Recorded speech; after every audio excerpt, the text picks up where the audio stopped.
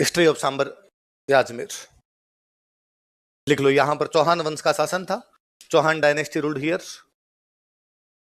कौन से वंश का शासन था? चौहान वंश का शासन था। अब राजा पढ़ ले। पहला बंदा लिखो, वासुदेव।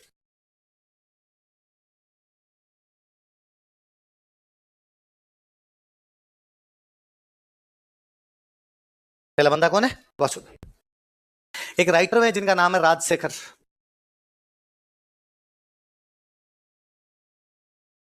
राइटर का नाम क्या है? और राजशेखर ने एक बुक लिखी थी, बुक का नाम है प्रबंध कोश। क्या नाम बुक का?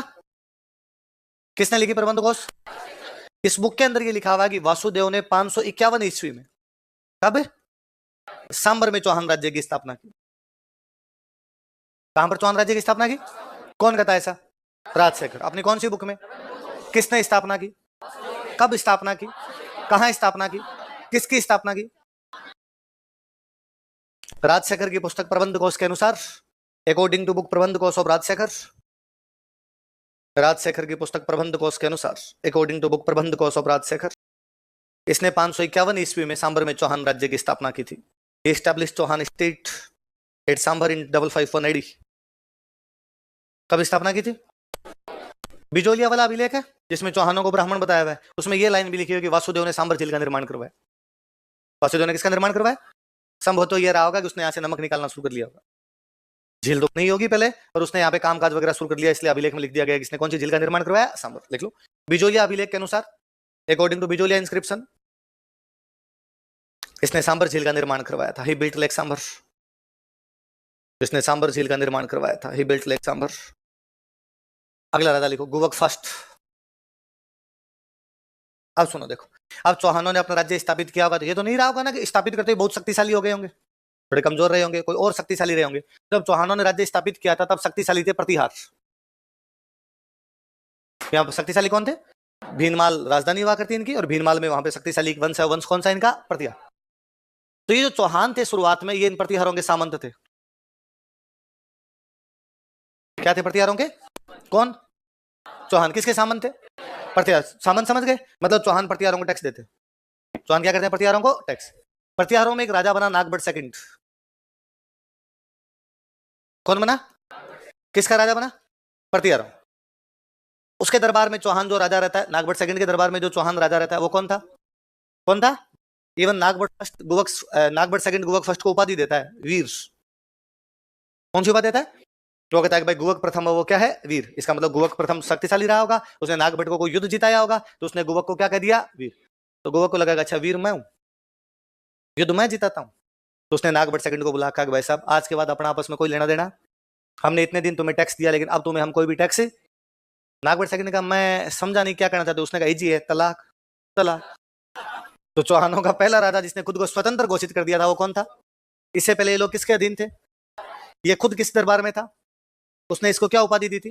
लेकिन बाद में इसने नागभट्ट सेकंड की अधीनता मानने से, समझ में आ गई बात? देखो, यह पहला स्वतंत्र चौहान राजा था। He was first independent Chauhan king. अब लाइन चेंज करके लिखना। इससे पहले चौहान प्रतिहारों के सामंत थे। Earlier Chauhan for feudal lords of Pratihars. Line change करके लिखो, प्रतिहार राजा नागभट्ट सेकंड ने, प्रतिहार किंग नागभट्ट सेकंड, इसे वीर की उपाधि दी थी। Gave title of Veer to him. इसे किसे? गुवक। इसे वीर की उपाधि दी थी, gave title of Veer to him. लेकिन कालांतर में, बट लेटर ऑन, इसने प्रतिहारों की अधीनता मानने से मना कर दिया था। या इसने नागभट्ट सेकंड की अधीनता मानने से, कुछ लिख लो, इसने प्रतिहारों की अधीनता मानने से मना कर, ज्यादा अच्छा होगा, प्रतिहारों से अधीनता अलग हुई तो याद रहेगा। इसने प्रतिहारों की अधीनता मानने से मना कर दिया था। He denied supremacy of Pratihars. तो पहला चौहान राजा जो प्रतिहारों की अधीनता मानने से मना करता है कौन था? कौन से प्रतिहार के टाइम की बात है? नागभट्ट सेकंड। नागभट्ट सेकंड ने इसको क्या उपाधि दी थी? इसका मतलब ये शक्तिशाली है, तो इसने उनकी बातें मानने से क्या कर दिया? अगला राजा लिखो, चंदन राज। चंदन राज की बात नहीं करेंगे अपने। चंदन राज की एक रानी थी, रानी का नाम था आत्मप्रभा। क्या नाम था? आत्मप्रभा। आत्मप्रभा किसकी रानी है? चंदन राज की। भगवान शिव की भक्त थी, इसलिए इसका एक नाम और है रुद्राणी। क्या नाम है? रुद्र की भक्त है, इसलिए क्या कहलाई? इसके लिए कहते हैं कि पुष्कर झील में डेली 1000 दीपक जलाकर, कितने दीपक जलाकर? भगवान शिव की पूजा करते। कोई पूछेगा कौन सी चौहान रानी भगवान शिव की पूजा करती थी? आत्मप्रभा, इसलिए उसे और क्या कहा जाता है? रुद्राणी। कौन सी झील में करती? पुष्कर झील में। कितने दीपक जलाकर? लिखो रानी, लिखो रानी। आत्मप्रभा या कोष्टक में लिखो रुद्राणी। क्वीन बराबर नाम लिख लो, आत्मप्रभा लिखो। यह पुष्कर झील में 1000 दीपक जलाकर भगवान शिव की पूजा करती थी।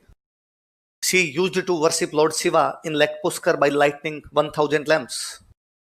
कौन सी रानी? आत्मप्रभा। उस टाइम की शिल्पा शेट्टी थी, योगा करती थी। योगा क्या करती? लिखो। यह यौगिक क्रिया में निपुण महिला थी, lady Ramdev. She was an expert in yoga practice. ठीक है, तो आत्मप्रभा की 2 बातें याद रहेगी। एक तो कौन सी झील में पूजा करते? पुष्कर झील में। कौन से भगवान जी की? कितने दीपक जलाकर? और कौन सी क्रिया में निपुण थी, है ना। और एक बात पर ध्यान देना, हम सांभर के चौहान पढ़ रहे हैं। कहां के चौहान पढ़ रहे हैं? कि भाई इनकी मुख्य राजधानी कौन सी है? सांभर। पूजा कहां कर रही है? इसका मतलब साम्राज्य का विस्तार हो गया है। इसका मतलब क्या? साम्राज्य का। भाई सांभर से दिल्ली पुष्कर आगे तो पूजा करने से रही। यह तो है नहीं कि सुबह सांभर से रवाना हुई, शाम को पुष्कर पहुंची, पूजा की, रात रात वापस गई, सुबह का वापस चलो पुष्कर। इसका मतलब है साम्राज्य का विस्तार हो गया। अब ये लोग पुष्कर के आसपास कहीं पर है, इसलिए दिल्ली पुष्कर झील में क्या कर लेती है। तो कई बार बातों के अर्थ दूसरे होते हैं। यहां पर केवल अर्थ इतना नहीं है कि पुष्कर झील में पूजा करती है, कौन से भगवान की पूजा करती है।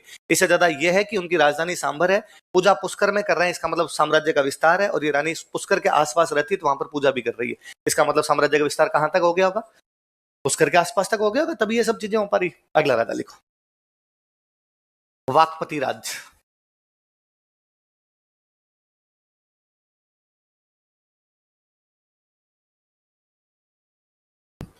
कहते हैं कि इसने 108 युद्ध जीते थे। कितने युद्ध जीते? तो कोई पूछे कि 108 युद्धों का विजेता चौहान राजा कौन था, तो कौन था? लिख लो, यह 108 युद्धों का विजेता था। ये वॉज विक्टर ऑफ 108 बैटल्स। कितने युद्धों का विजेता था? इसका एक बेटा था, उस बेटे का नाम था लक्ष्मण राज। बेटे का नाम क्या था? अब ये लोग राज कहां पर कर रहे हैं अपना? सांबर। सांबर में वाकपति राज राजा, इसके पास कुछ व्यापारी आए। उन व्यापारियों ने कहा साहब हमारे इलाके में लूटपाट होती है, आप अपने बेटे को भेज दो, हम उसको टैक्स दे देंगे, वो हमारी क्या कर देगा? रक्षा। जिस बेटे को भेजा गया वो बेटा कौन था? ये जाता है नाडोल। कहां जाता है? कल हम पढ़ रहे थे नाडोल में भी चौहानों ने राज किया। तो नाडोल में चौहानों का राज्य स्थापित करने वाला बंदा कौन था? किसका बेटा था? तो सांबर से कहां चला गया? नाडोल। कल मैंने बताया था, सांबर से नाडोल, नाडोल से जालोर, जालोर से सिरोही, नाडोल से बुंदीर, बुंदी से कोटा। कल बता रहा था मैं। लिखो, इसके पुत्र लक्ष्मण राज ने, हिज सन लक्ष्मण राज, नाडोल में चौहान राज्य की स्थापना की थी। Founded Chauhan state in Nadol. Nadol में चौहान राज्य की स्थापना की। नाडोल पाली में जगह पड़ती है। अगला राजा लिखो, गोविंद थर्ड।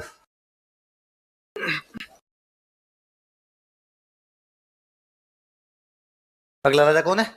गोविंद थर्ड। अब इतना दिमाग मत लगाना सर, फर्स्ट सेकंड तो पढ़े ही नहीं, है ना। हम डायरेक्ट थर्ड क्यों पढ़े? क्योंकि हमारा उद्देश्य उन राजाओं के बारे में पढ़ना है जिन्होंने कुछ लखन वाले काम किए, है ना। जिन्होंने कोई लखन वाले काम नहीं किए उन राजाओं को पढ़ना, क्योंकि हमारा उद्देश्य राजाओं की वंशावली याद करना, कौन किसका बेटा किसका पोता। ये थोड़ी क्वेश्चन है अपना अपना है, किसी राजा ने ढंग का काम किया तो पढ़ लेंगे, ढंग का काम नहीं किया तो उसको नहीं पढ़े।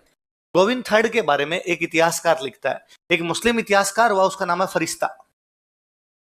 क्या नाम है इतिहासकार का? फरिश्ता नाम करके एक मुस्लिम इतिहासकार है। वो कहता है कि गजनी का राजा, कहां का राजा? गजनी का जो राजा था वो गुजरात जा रहा था। कहां जा रहा था? अपने पश्चिमी भारत के अंदर पैसे वाली कोई जगह थी तो गुजरात। क्यों? गुजरात समुद्र के तट पे, समुद्र के तट पे तो वहां पर अच्छा खासा मिल जाता है कुछ, तो गुजरात जा रहा था। तो अब गुजरात जाएगा, गजनी पड़ता है अफगानिस्तान, अफगानिस्तान से गुजरात जाने का रास्ता क्या होगा? अफगानिस्तान से पाकिस्तान, पाकिस्तान से आप पंजाब, पंजाब से राजस्थान, राजस्थान से गुजरात, ये रास्ता होगा। राजस्थान में उन दिनों अपना राजा कौन है? इसने इसको रोक दिया था, इसने गजनी के राजा को गुजरात जाने नहीं दिया था। तो कोई पूछेगा आपसे कि फरिश्ता के अनुसार कौन से चौहान राजा ने गजनी के राजा को मारवाड़ पार नहीं करने दिया था? किसने नहीं करने दिया था? देखो, इसने गजनी के राजा को मारवाड़ पार नहीं करने दिया था। He did not allow Ghaznich king to cross Marwar. ऐसा कौन कहता है? फरिश्ता। लिख लो कोष्टक में, फरिश्ता के अनुसार, अकॉर्डिंग टू फरिश्ता। इतिहासकार एक फरिश्ता। आगे मिडिवल पढ़ोगे तो फरिश्ता के बारे में खूब सारी बातें पढ़ोगे। फरिश्ता के अनुसार, अकॉर्डिंग टू फरिश्ता। वापस मेरी बात सुनो, गजनी का राजा कहां जा रहा है? गुजरात। कहां जा रहा है? गुजरात। पर क्रॉस मारवाड़ करना पड़ेगा। मारवाड़ का या राजस्थान का अपना राजा कौन है? गोविंद। तो गोविंद रोक रहा है। पर यदि मान लो इसको क्रॉस कर लेता है तो फिर वो अटैक कहां पर करेगा? गुजरात। तो गुजरात वालों को भी तो डर लगना चाहिए, भाई हमारे पर आ रहा है। तो गुजरात वाले भी साथ लड़े। गुजरात वालों का गोविंद तू भी हमारा साथ दे, हम तो आ ही रहे हैं, मिलके लड़ लेते हैं। गुजरात के अंदर जो वंश हुआ करता था वो वंश था चालुक्य। कौन सा वंश था? और उन दिनों जो चालुक्यों का वहां पर राजा था उसका नाम था भीम फर्स्ट। क्या नाम था? भीम फर्स्ट। तो गुजरात के कौन से चालुक्य राजा ने इसका साथ दिया? देख लो, इस समय गुजरात का चालुक्य राजा भीम प्रथम भी इसके साथ था। Gujarat Chalukya king Bhim first was also with him this time. उपाधि लिखो, टाइटल लिखो, वेरी घट।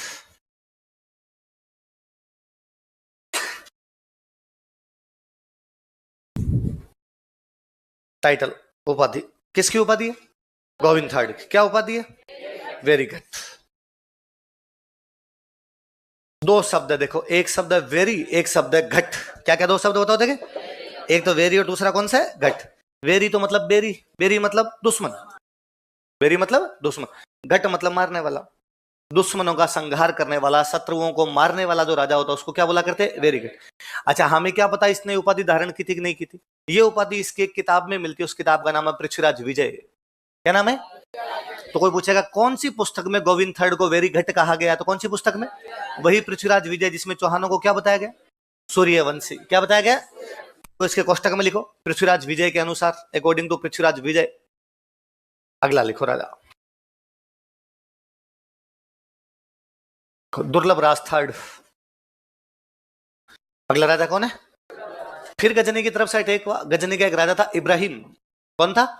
वो अटैक करता है, ये उसके खिलाफ लड़ता है, उस युद्ध में लड़ता हुआ मारा जाता है। इब्राहिम को भी ज्यादा कोई फायदा नहीं हुआ, वो भी युद्ध से वापस यहां से चला गया। पर कोई पूछेगा कौन सा चौहान राजा इब्राहिम के खिलाफ लड़ता हुआ मारा गया था? तो कौन था?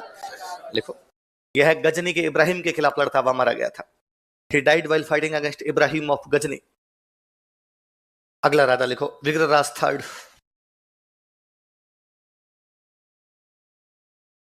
विग्रहराज थर्ड। विग्रहराज थर्ड के टाइम फिर गजनी से अटैक हुआ। इस बार गजनी से अटैक करने वाले बंदे का नाम था साहबुद्दीन। क्या नाम था? पर इसने साहबुद्दीन को हरा दिया था। किसको हरा दिया था? लिख लो, इसने गजनी के साहबुद्दीन को हराया था। He defeated Shahabuddin of Ghazni. Ghazni कहां पड़ता है? अफगानिस्तान। उन दिनों मुसलमानों का अपने नजदीक सबसे बड़ा अड्डा था, तो अड्डा कौन सा था? गजनी। तो गजनी वाले लगातार भारत पर अटैक कर रहे थे। भारत का ये अपने वाला पश्चिमी हिस्सा, पश्चिमी हिस्से को उन दिनों चौहान संभाल रहे थे। तो कौन लड़ेंगे उनसे? चौहान लड़ेंगे। तो चौहानों में लड़ रहे हैं। अगला राजा लिखो पृथ्वीराज फर्स्ट।